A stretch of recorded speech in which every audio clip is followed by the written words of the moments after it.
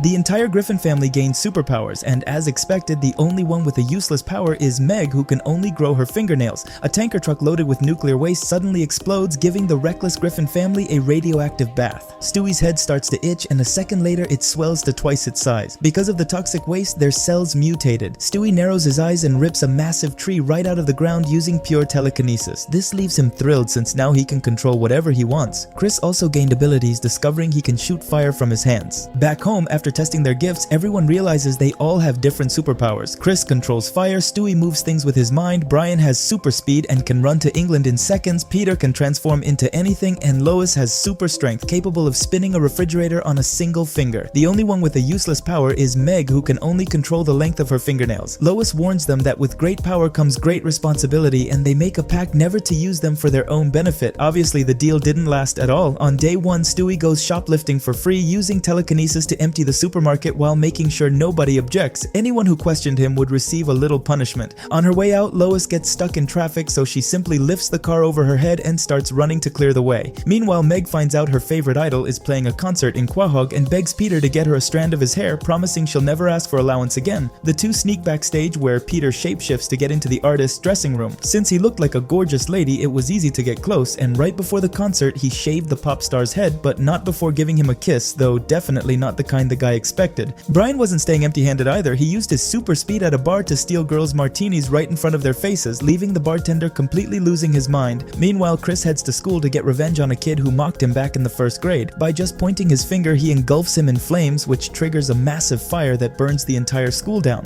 The next day, the family's wild antics make the news, and the authorities realize the Griffins are causing non-stop destruction. Mayor West calls an emergency town hall meeting to stop them, promising justice for everyone affected by those monsters. But the family crashes the meeting, and Peter transforms into a Tyrannosaurus Rex to spark panic. Stewie silences the mayor, Chris threatens to burn everything down, and the only thing Meg could manage to do was scratch some poor citizen. Peter makes it crystal clear that nobody can tell them what to do, or the entire city would pay a very heavy price. Sick and tired of the situation, the mayor decides to fight fire with fire. If nuclear waste gave them superpowers, he would get his own too. He announces to the crowd that he's heading straight to the toxic waste dump, and without thinking twice, dives in head first. In the end, the man ends up covered in glowing radiation, and when asked if he really rolled around in waste just to get powers, they tell him he seriously needs to get his brain checked. The guy was completely out of his mind.